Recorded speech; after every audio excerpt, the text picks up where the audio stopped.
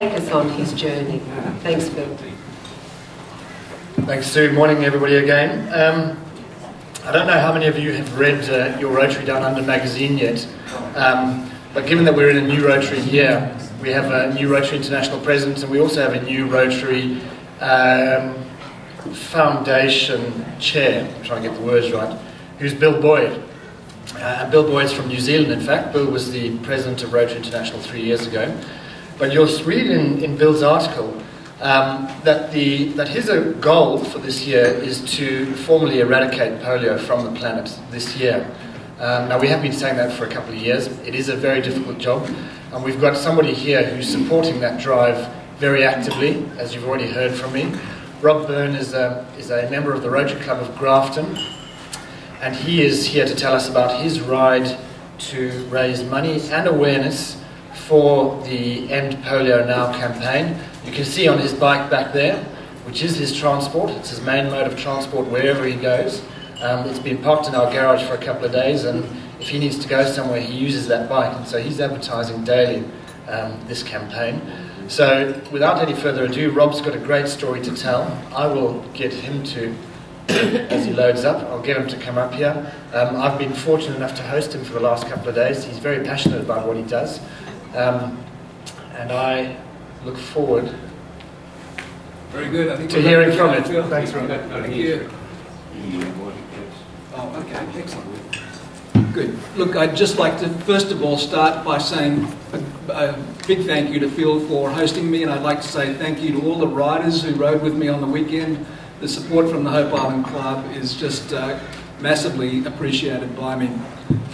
So let me do this very quickly. I know we're very short on time. So this presentation that I have is certainly available to you if you want to use it to tell the polio story to your community.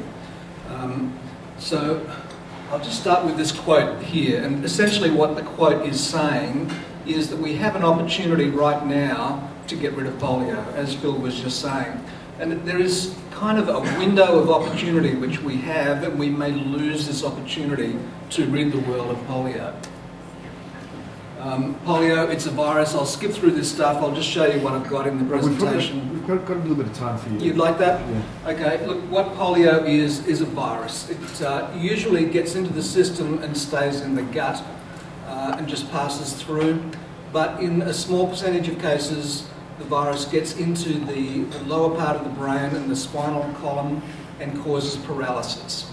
That is essentially what happens. The virus eats away the nerves, and the nerves don't grow back. It's a permanent condition. Some people in the first 12 months of the condition do recover, but mostly it's a lifelong condition. Those of you who are hair as grey as mine may remember this picture from the 50s. This is a picture from an advanced economy, the USA. The virus was absolutely rampant back in the 50s. It was as scary then as AIDS is today. It was a major disease, but that was then. This, unfortunately, is still now. This is some pictures which Jenny Horton from the Kenmore Club sent me recently. This is what it's like to have polio in India at this point in time. It's a shocking disease. It is an absolutely horrible, horrible disease in terms of what it does to its victims. This one I will move through fairly quickly. It's a disease which primarily affects kids up to 5, and once they've got it, they've got it. Some, as I said, do recover, but not that many. Now, interestingly, 90% of the people who have the virus in their system show no symptoms whatsoever.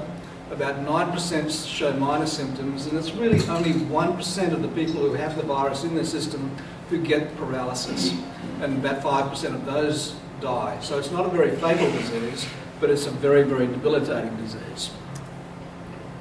And there are some people who did recover from polio as kids and then have relapses subsequently. I'm sorry to stand in your way there. So, a couple of messages. First of all, polio can be eradicated. The disease fits the profile of conditions where the disease can be eradicated. We've got the the vaccines and so on, we can get rid of this. And just as importantly, we should get rid of it. As I said, it's a horrible disease. And just controlling the disease costs the world about $550 million every year, ongoing, and the amount that we're paying every year is actually increasing each year. So it's massively expensive to just control the disease. And I think more importantly, there's just an issue of equity here. If you are a kid in Australia, then the chances of getting polio are very small. If you are living in one of those polio endemic areas, then you're living at risk, and that just flat out isn't fair.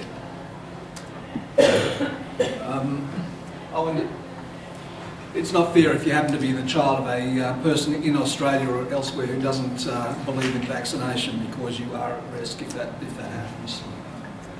So let's have a look at the results. This is what the world looked like 30 years after vaccines were invented. So 30 years after vaccines were invented, the red area is areas where the disease was still endemic.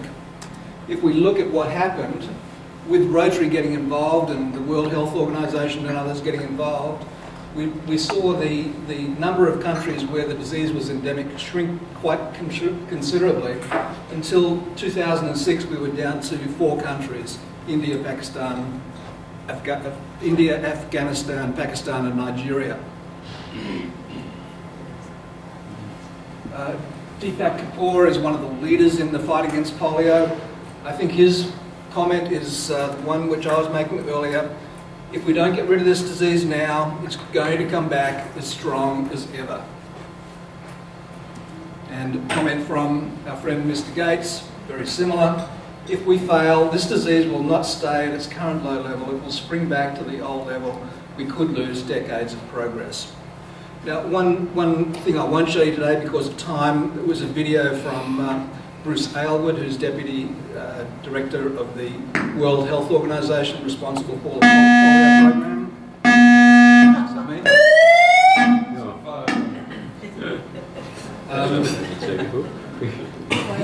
So what the World Health Organization is saying is that if we give up the fight, we won't necessarily go back to 350,000 kids a year getting polio, 1,000 a week. We'll probably go back to about 220,000, so maybe 700 a week. It's chilling. You know, if we give up the fight, 700 kids a day are going to be getting polio. It's just not acceptable. So where we've come from on the left, this is where we started the program way back in 1988. 350,000 kids a year getting polio. We got down to the point where it's about 1,000 kids a year. But if we look more closely at this graph, we've been bumping along at that level for 10 years now. So it's not a great result, and there's a sense of unease which is growing in the polio community. We might just be losing this fight. So that's the same graph, just made a bit more pretty for the last 10 years. But how do we respond to this? Well, sorry, I missed one point there. We could say, well, we gave it our best shot. We just can't get rid of this thing. We'll have to give up. Anyone subscribe to that one? No. Second, steady as she goes. Let's just keep on spending $550 million a year, and growing, and we can just control this and keep it to about 1,000 kids a year.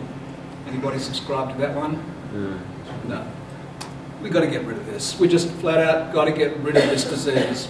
And this is what it takes. At the moment we're spending $550 million a year on this disease. What we need to be doing, according to the Global Eradication Committee, is spend $750 million a year. So we've got a gap. We've got a gap of about $200 million to find in order to move from controlling the disease to eradicating the disease. And that's where my passion is. We've got to find that extra money so that we can actually finish the job. And by the way, if we do finish the job, what are the benefits in economic terms? About $40 or $50 billion. By finding 200 million, the world saves 40 or 50 billion. It's an easy equation. Some recent results, just very quickly. There's some really good results to tell you about. This year to date, we've had 252 cases as of this week.